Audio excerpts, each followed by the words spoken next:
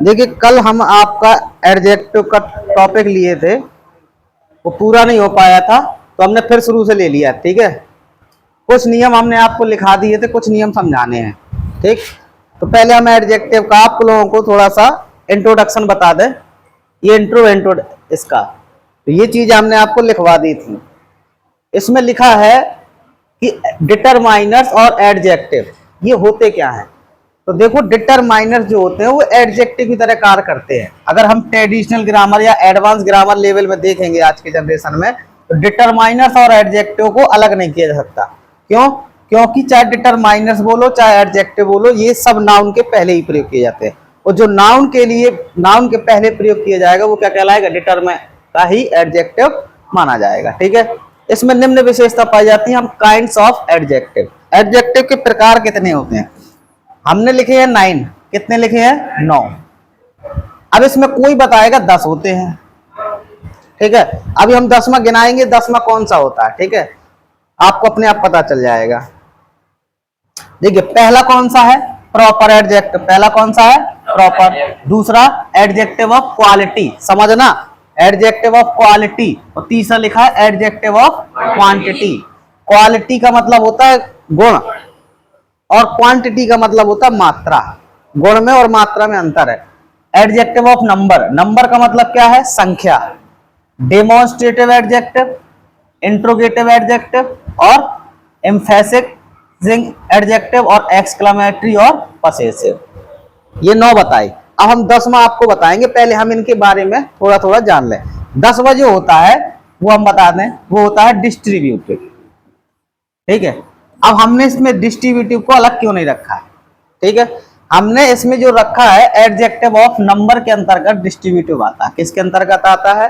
Adjective of number. Adjective of number 3 प्रकार के होते हैं, डेफिनेट, इनडेफिनेट और डिस्ट्रीब्यूटिव। अभी हम बताएंगे कौन कौन कैसे। ठीक है, इसको समझते हैं।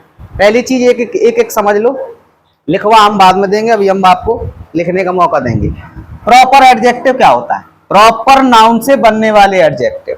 किससे? प्रॉपर नाउन से बनने वाले एडजेक्टिव प्रॉपर एडजेक्टिव कहलाते हैं। जैसे इंडिया, इंडिया से क्या बनेगा? इंडियन। क्या बनेगा? इंडियन से, इंडिया से इंडियन। अमेरिका से अमेरिकन। यूरोप से यूरोपियन। ठीक है, तो जो इंडियन है, अमेरिकन है, यूरोपियन है, अफ्रीकन है, ये सब क्या है? ये सब होते हैं कौन से एडजेक्टिव? Proper adjective. समझ गए? अब दूसरा हमने लिया adjective of quality. Adjective of quality किसे कहते हैं? ये किसी व्यक्ति, वस्तु, स्थान की क्वालिटी यानी विशेषता, ठीक है, बताते हैं, यानी उनके गुण बताते हैं। जैसे ऑनेस्ट, ऑनेस्ट का मतलब ईमानदार। ईमानदार कौन हो सकता है? आदमी हो सकता है ना। ब्यूटीफुल, ब्यूटीफुल कौन हो सकता है? लेडी। सिटी, बिग, या तो बड़ा शहर हो सकता है, या तो बड़ा स्थान हो सकता है। ठीक है ना।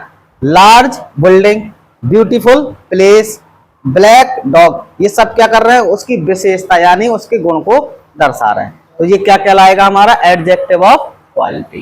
ठीक है, अब अगले में चलते हैं, एडजेक्टिव ऑफ नंबर। अगली क्या है?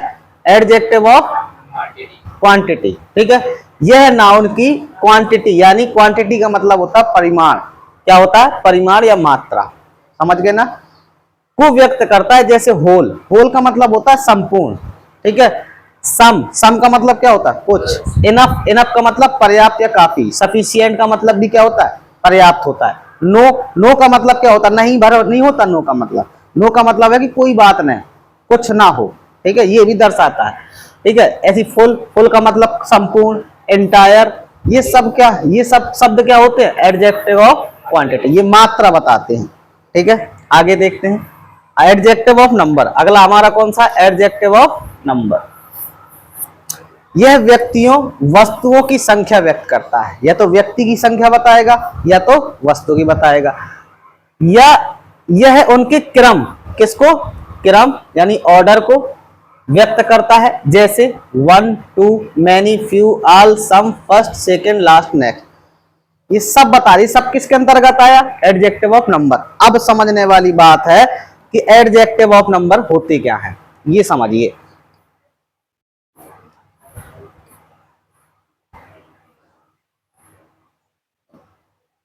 एडजेक्टिव ऑफ नंबर, देखो एडजेक्टिव ऑफ नंबर को 3 भागों में बांटा गया। कितने भागों में बांटा गया? 3 भागों में। कौन कौन से 3? पहला है डेफिनेट नंबरल एडजेक्टिव, दूसरा है इंडेफिनेट नंबरल एडजेक्टिव और तीसरा है डिस्ट्रीब्यूटिव एडजेक्टिव। हमने बताया ना कि हम आपका जो 10 बताते हैं, 10वां नंबर हम कहाँ ले आएंगे? नंबर पे ले आएंगे। कैसे पता चलेगा इसको देखो, जैसे इसमें लिखा है सबसे पहले हमने डेफिनेट। डेफिनेट का मतलब क्या होता है? निश्चित। इंडेफिनेट का मतलब क्या होता है? और डिस्ट्रीब्यूटिव का मतलब होता है विभागीय यानी बांटना। ठीक है, तो जब डेफिनेट होंगे तो जो एग्जैक्ट नंबर होगा, जो एग्जैक्ट होगा वही तो निश्चित संख्या कहलाएगी या ऑर्डर होगा। तो जिनकी जानकारी देता है वो क्या कहलाते हैं? Definite number. जैसे 1 2 3 ये एग्जैक्ट नंबर है, 4 5 6 आप जितनी संख्या बोलेंगे उतनी संख्या आ जाएगी। ये कहलाते हैं कार्डिनल्स। ये और याद रखना, क्या कहलाते हैं? अगर आपसे क्लास में पूछे कि आपका स्थान क्या आया, तो आप ये बताते हो 1 आया, 2 आया, 3 आया, 4 आया, या ये बोलते हो फर्स्ट आया, सेकंड आया, थर्ड आया, 6 आया, कौन से स्थान में आए? यही तो बोलते हो ना, फर्स्ट सेकंड थर्ड बोलते हो ना, 1 2 3 4 तो नहीं बोलते हो, नहीं बोलते हो ना। तो जो क्रम के लिए ना बोले जाए वो होते हैं कार्डिनल्स। काय के लिए? कार्डिनल्स। ठीक है, अब फर्स्ट सेकंड थर्ड ये होते हैं ऑर्डिनल्स। ऑर्डर का मतलब होता है क्रम, किस ऑर्डर पे है, किस स्टैंड पे है। तो ये होंगे फर्स्ट सेकंड थर्ड की जो गिनती होगी वो कहलाती है ऑर्डिनल्स, और जो 1 2 3 की गिनती होगी वो क्या होगी? कार्डिनल। मगर ये दोनों होंगे कैसे? डेफिनेट। कैसे होंगे? डेफिनेट। अब आगे देखो, इंडेफिनेट में देख लो। अब इंडेफिनेट नंबरल एडजेक्टिव लिखा है ना, ये एग्जैक्ट नंबर या निश्चित क्रम का व्यक्त नहीं करते, यानी एग्जैक्ट नंबर नहीं होते। या निश्चित का मतलब कुछ भी हो सकता है। अगर हम कहते हैं इन्फिनिटिव, इन्फिनिटी बोल दिया तो क्या होती है? अनिश्चित होती है, अनंत होता है, पता नहीं कौन सा। तो इसके अंतर्गत क्या आएगा? एनी। एनी का मतलब कई। हमने कह दिया कई लड़के थे वहां, कोई निश्चित संख्या आई। अगर हमने कह दिया फ्यू, फ्यू माने होता कुछ लड़के थे, और फ्यू का मतलब तो ना के बराबर था, थे कि नहीं थे ये भी पता नहीं। सम माने भी कुछ, सेवरल, मैनी, सर्टेन, ये सब किसके अंतर्गत आते हैं? ये सब आएंगे इंडेफिनेट नंबर के अंदर। अब बात करते हैं हम लोग डिस्ट्रीब्यूटिव क्या होते हैं। जैसे आइदर। आइदर का मतलब होता है या तो। क्या होता है? या तो होता है। अब ईच का मतलब क्या होता है? प्रत्येक। एवरी का मतलब क्या होता है? प्रत्येक। नाइदर का मतलब होता है ना तो ये सब क्या कहलाते हैं? डिस्ट्रीब्यूटिव एडजेक्टिव के अंतर्गत आएंगे। इसलिए इनको कोई 10 भागों में खोल देता है, कोई 9 भागों में खोल देता है। ठीक है, इसको आप अलग से भी लिख सकते हो और वैसे नंबर में बता सकते हो। समझ गए? अब कोई डाउट हो तो आप पूछ लो जल्दी से, किसी का कोई डाउट आ रहा हो। डेफिनेट में भी शामिल है और क्वांटिटी में भी शामिल है। क्वांटिटी में क्या? क्वांटिटी, वो क्वांटिटी में सम का मतलब है मात्रा। कुछ मात्रा में पानी भी तो हो सकता है, कुछ मात्रा में दूध भी तो हो सकता है, कुछ मात्रा में ऑयल भी तो हो सकता है। संख्या के लिए हम कुछ लड़के भी तो कह सकते हैं। तो हम जिनको गिन सकते हैं वो काय में जाएंगे? संख्या में। ऑयल को हम गिन सकते हैं क्या? राइस को हम गिन सकते हैं क्या? हमने आपने कह दिया कुछ चावल बना लो, अब कुछ की अंग्रेजी क्या लगाओगे? अब आप चावल को गिन तो सकते नहीं, आप ये तो कहोगे नहीं 5 चावल बना लो, 10 चावल बना लो। मात्रा में बोलोगे ना, तो कुछ चीजें मात्रा के बेस पे हैं और ये कुछ चीजें क्या होती हैं? गिनती के बेस पे। समझ में आ गया? नहीं आया? कोई डाउट है और बताओ? क्लियर है ना सबका? अब चल रहे हैं नियम की तरफ। ठीक है, अभी और से समझ लो पहले। अब 5वां हमारा कौन सा है? Demonstrative adjective. कौन सा है? Demonstrative adjective. इसमें सीधी सी बात है, it points out which person और थिंग, यानी इस तरह के एडजेक्टिव जो मतलब सिर्फ क्या करते हैं? पर्सन और थिंग की ओर इशारा करते हैं। क्या करते हैं? इशारा करते हैं। उसमें साफ साफ कह दिया इट्स पॉइंट। पॉइंट का मतलब होता है किसी चीज की ओर हमें इशारा कर देना। जैसे हमने कह दिया कि यहाँ पे आपको, जैसे हमने व्हाइट बोर्ड कर दिया बिल्कुल, उसमें 2 ब्लैक डॉट कर दिए यहाँ।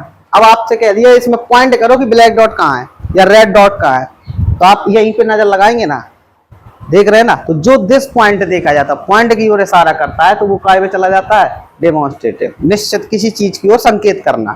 ठीक है, इसके अंतर्गत कौन कौन आता है? दिस, दैट, दीज, दोज और सच। ये काय में आएंगे? ये आएंगे डेमोन्स्ट्रेटिव। ये पार्टिकुलर व्यक्ति या स्थान को ही व्यक्त करते हैं। किसको बताएंगे? पार्टिकुलर व्यक्ति को बताएंगे या तो स्थान को बताएंगे। अब अगला हमारा आता है इंट्रोगेटिव एडजेक्टिव। देखो, व्हाट, हुज, व्हिच, वेयर जैसे शब्द प्रश्न करते हुए एडजेक्टिव का कार्य करते हैं, इंट्रोगेटिव एडजेक्टिव कहलाते हैं। अब आप लोगों को ये लग रहा होगा कि ये तो कभी प्रश्नवाचक बन जाते हैं, कभी प्रोनाउन बन जाते हैं, अब ये एडजेक्टिव भी है, तो कैसे पता चलेगा? बस सीधी सी बात है, अगर हमने यहां पे लिख दिया व्हाट इज योर नेम, भाई सीधी सी बात ये समझना, अगर कोई भी क्वेश्चन वर्ड दिया है और उसके बाद वर्ब लगी है तो वो हमेशा क्या होगा? प्रोनाउन होगा। क्या होगा? वो प्रोनाउन होगा। और अगर हमने किसी इसके बगल में जैसे हु लिखा है और इसके बगल में नाउन लिख दिया या यहां पे नाउन आ गया तो समझ लेना ये काय का काम कर रहा है? एडजेक्टिव। क्योंकि नाउन के पहले जो शब्द लगेगा वो क्या कहलाएगा? एडजेक्टिव कहलाएगा। समझ में आ गया? अगर तुम्हें सीधी सी बात ये है कि इसके बाद कोई भी क्वेश्चन वर्ड है, इसके बाद क्रिया मिलती है तो वो प्रोनाउन है, अन्यथा नाउन मिलता है तो क्या है? एडजेक्टिव है। ठीक है, आगे देखो, आगे है हमारा एम्फेसिजिंग। एम्फेस का मतलब होता है जोर देना। क्या करना? जोर देना किसी बात को, जैसे आउन, वेरी, क्विट जैसे शब्द नाउन को एम्फेसिस यानी इम्प्रेस अपॉन करने हेतु प्रयुक्त किए जाते हैं, ये एम्फेसिजिंग एडजेक्टिव कहलाते हैं। ये क्या करते हैं? वाक्य में जोर देने का कार्य करते हैं। ठीक है, अब एक्सक्लेमेटरी क्या होते हैं? एक्सक्लेमेटरी में दो एडजेक्टिव लिए जाते हैं, दो वर्ड, एक लिया जाता है हाउ और एक लिया जाता है व्हाट। आपने इस तरह के वाक्य देखे होंगे, ठीक है, कि इनके बाद में विश्वबोधक का चिन्ह लगा दो, कह देते हैं व्हाट एन आइडिया, या फिर व्हाट अ ब्यूटीफुल गर्ल, या फिर हाउ ब्यूटीफुल बोल देते हैं। ये वर्ड बोले जाते हैं और विश्वबोधक का चिन्ह लगा होता है इसमें, तो समझ लेना ये क्या है? एडजेक्टिव है। समझ गए? क्यों? क्योंकि जब भी ये लिखा होगा तुमने ये देखना, अभी यहां गौर करना, व्हाट लिखा व्हाट, और व्हाट के बाद क्या आया? ब्यूटीफुल गर्ल आया। कहीं क्रिया दिखी तुम्हें? वर्ब दिखी? व्हाट के बाद आ लिखा, वर्ब नहीं है ना। यहाँ पे हमने व्हाट एन आइडिया लिखा, देखो यहाँ पे कहीं आपको वर्ब लिखी तो नहीं है ना। एडजेक्टिव निश्चित हो गया कि एडजेक्टिव है। अब आपको ये निश्चित करना है कि ये कौन सा एडजेक्टिव है, इंट्रोगेटिव है कि एक्सक्लेमेटरी है, तो ये बताएगा आपको कौन? ये चिन्ह। अगर इस तरह का चिन्ह लगे तो ये कौन सा है? इंट्रोगेटिव, और इस तरह का चिन्ह लगे तो समझ गए अंतर पूरा।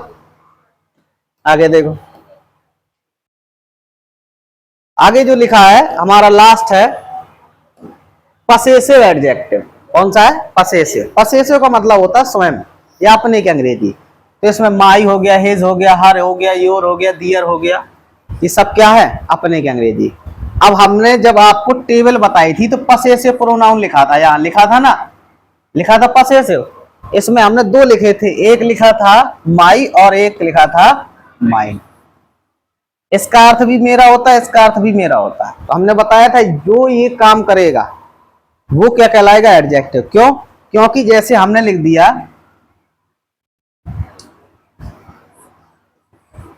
दिस इज माइन, ठीक है, यह मेरा है, इसका अर्थ निकल आया।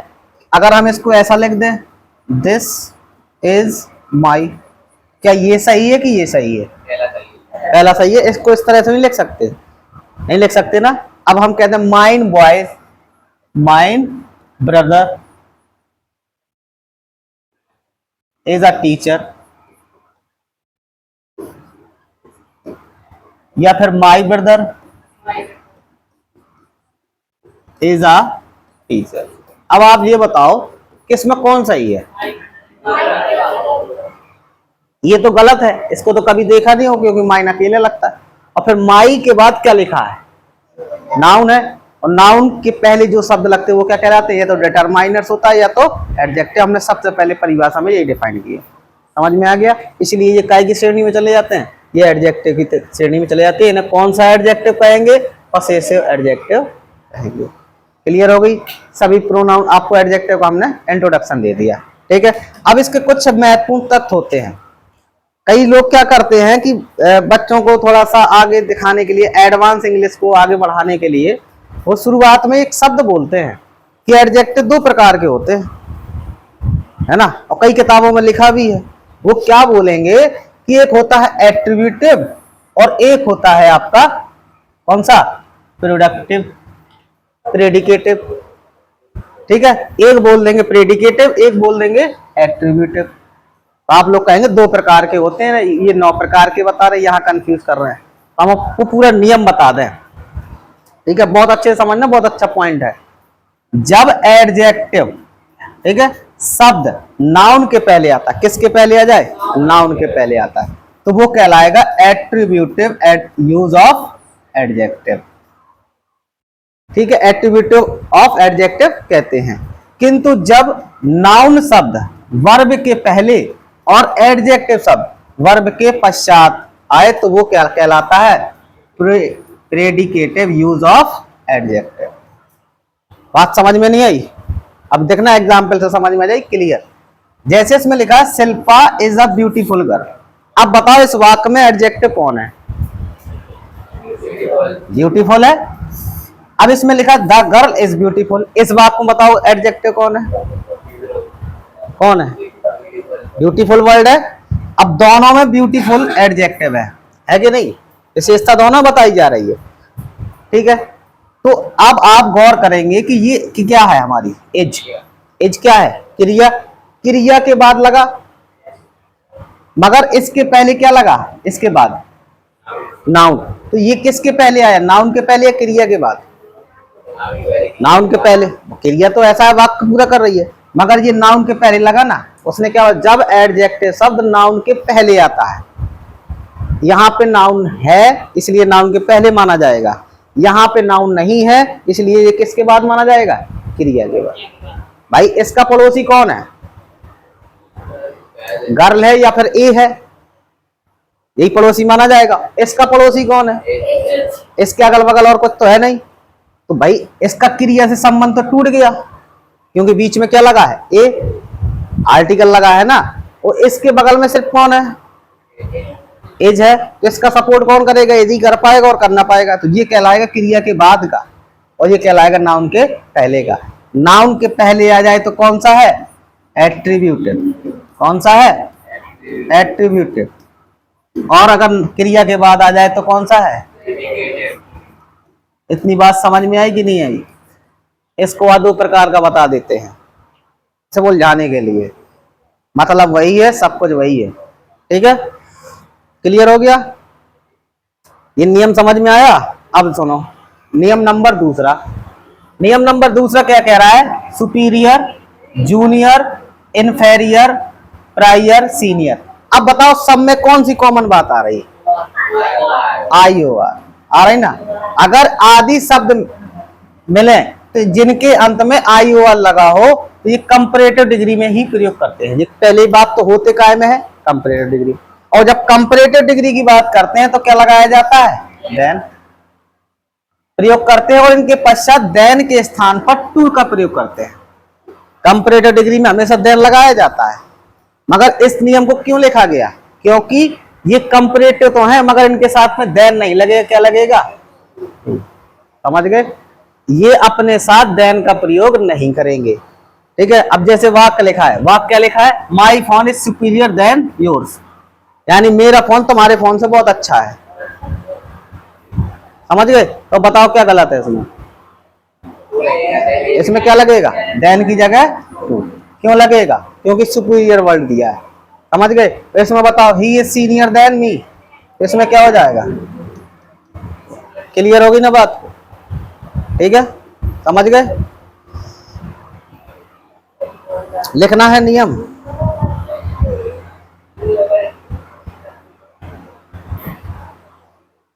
तुम्हें बैटरी लो दिख रही है, ये नहीं दिख रहा जो हम पढ़ा रहे हैं।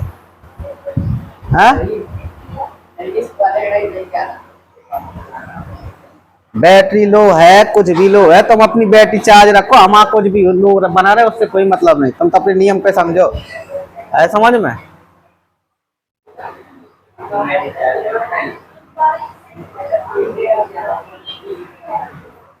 अगला नियम देखते हैं, नियम नंबर तीसरा।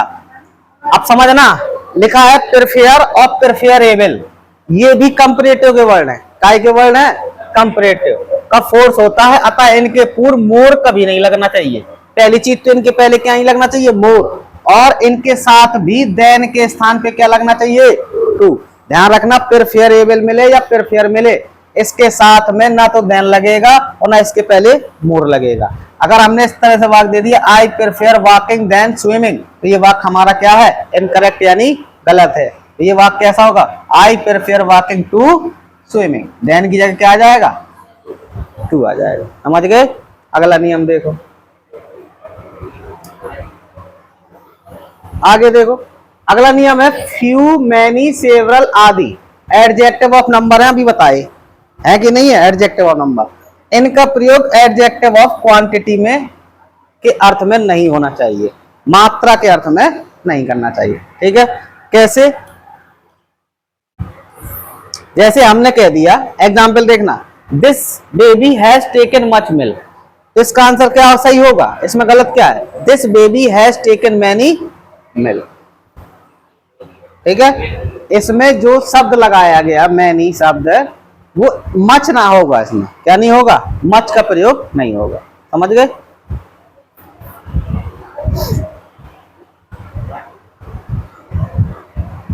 आगे देखो, अगला नियम है सम, ऑलमोस्ट, एनी, नो। इधर समझो, इधर जो डाउट हो हमसे पूछो, क्या डाउट है, बोलो, बताओ बताओ, जल्दी बताओ, कुछ नहीं है, बोलो तो फिर समझो। फिर अगला नियम, सम, ऑलमोस्ट, एनी, नो आदि एडजेक्टिव दोनों अर्थों में अर्थात एडजेक्टिव ऑफ नंबर तथा एडजेक्टिव ऑफ क्वांटिटी में प्रयोग किए जा सकते हैं। यही डाउट था तुम्हारे अंदर कि उसमें भी सम आ रहा है, पहले कह रहे नहीं हो रहा है, फिर बाद में कह रहे हो रहा है। मगर उसमें क्या बताया कि कुछ चीजें ऐसी होंगी जिसपे हम प्रयोग सिर्फ नंबर के रूप में करेंगे। अगर हमने आपसे 2 कप चाय मंगाई, ठीक है, यही डाउट आ रहा ना कि तुमने मिल्क के आगे कैसे कह दिया। बच्चे को एक ही बोतल तो दोगे दूध पीने के लिए, इकट्ठी 3 पकड़ा दोगे या 4 पकड़ा दोगे, तो ये माना जाएगा मात्रा में जा रहा है कि 1 बोतल दूध माना जाएगा, ये बताओ। अगर हम आपको 4 कप चाय भेजें तो 4 कप चाय गिनेंगे कि 4 मात्रा में चाय को ले जाओगे, 1 लीटर चाय की आधा लीटर चाय है, कब गिनोगे ना।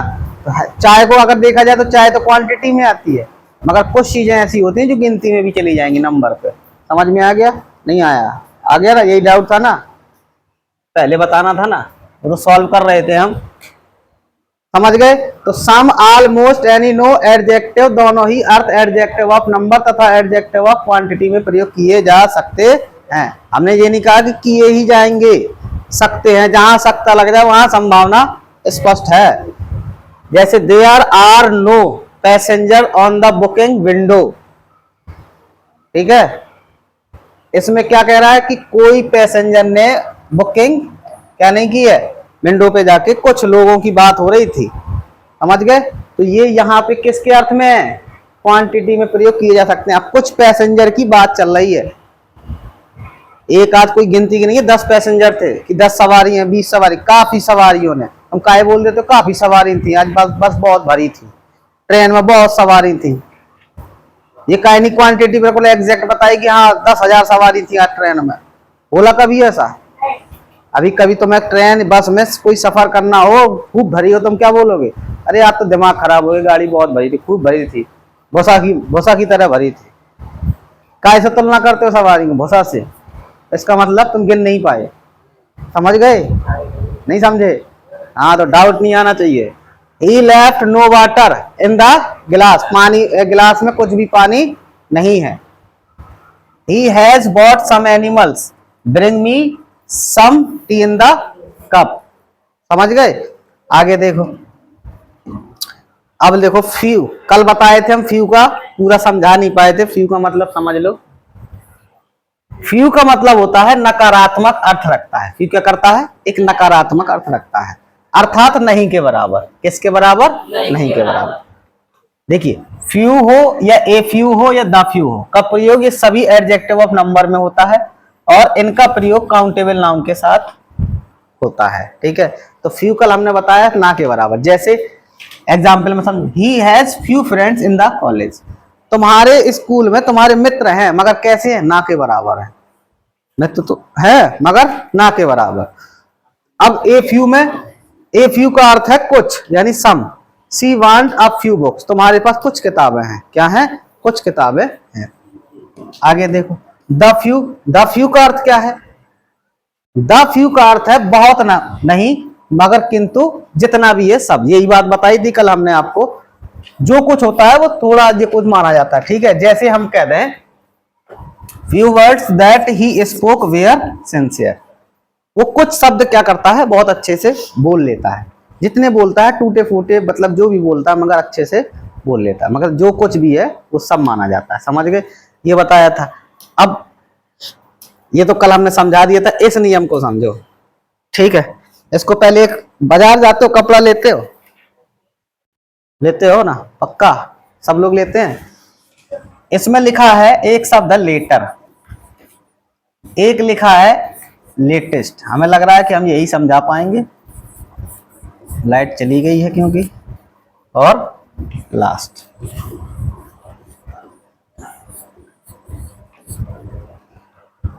हमें इन सब चीजों का बहुत अच्छे से थोड़ा सा ध्यान देना है। लेटर का मतलब क्या होता है, लेटर का मतलब होता है बाद।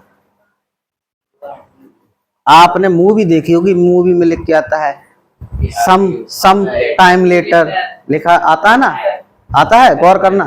अब आप कपड़ा लेने जाते हैं तो आप क्या कहते हैं, भाई सब लेटेस्ट चीज दिखाओ, लेटेस्ट जो आई है अभी, यही कहते हो ना।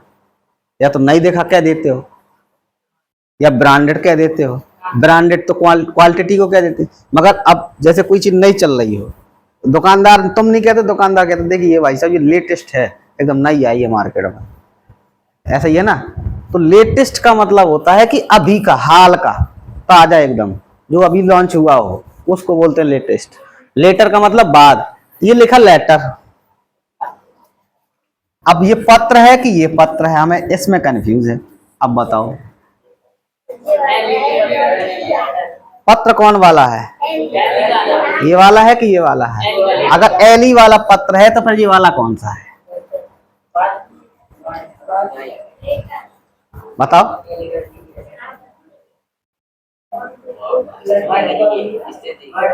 काय के लिए, ये लेटर का मतलब होता है लास्ट, अंतिम के लिए, स्थिति बताने के लिए।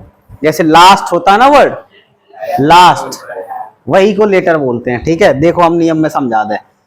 लेटर, लेटेस्ट, लेटर और लास्ट का प्रयोग करते समय में कुछ चीजें ध्यान में रखनी है। क्या रखनी है, लेटर और लेटेस्ट का जो संबंध होता है वो किसके अर्थ में होता है, टाइम के अर्थ में होगा। और लेटर तथा लास्ट की स्थिति जो होगी, यानी पोजीशन होगी, वो किसके, ऑर्डर बताने के क्रम में होगी। समझ गए, नहीं समझ में आए। लास्ट और लेटर ये काय के क्रम में, ऑर्डर यानी स्थिति बताने अथवा क्रम बताने के लिए। और लेटर और लेटेस्ट का समय से अंतर, ये बताएगा बाद का और ये बताएगा हाल का, कि अभी ताजा है। लेटेस्ट बोलते हैं ना, तो वो चीज थी। देखो हमें एग्जाम्पल भी दिखा दें। लिखा है एग्जाम्पल में, Anil came later than Rajneesh, ठीक है। अब ये किसके बाद मिला, किसके बाद आया, रजनीश के बाद आया ना, लेटर देन बोल दिया। What is the latest fashion, latest fashion क्या है, आज के जमाने का हाल का फैशन क्या चल रहा है, तो फैशन के बारे में बता देंगे ना कि आजकल का फैशन क्या है। तो लेटेस्ट पूछा है ना, आप अभी का बताओगे जो चल रहा है ना।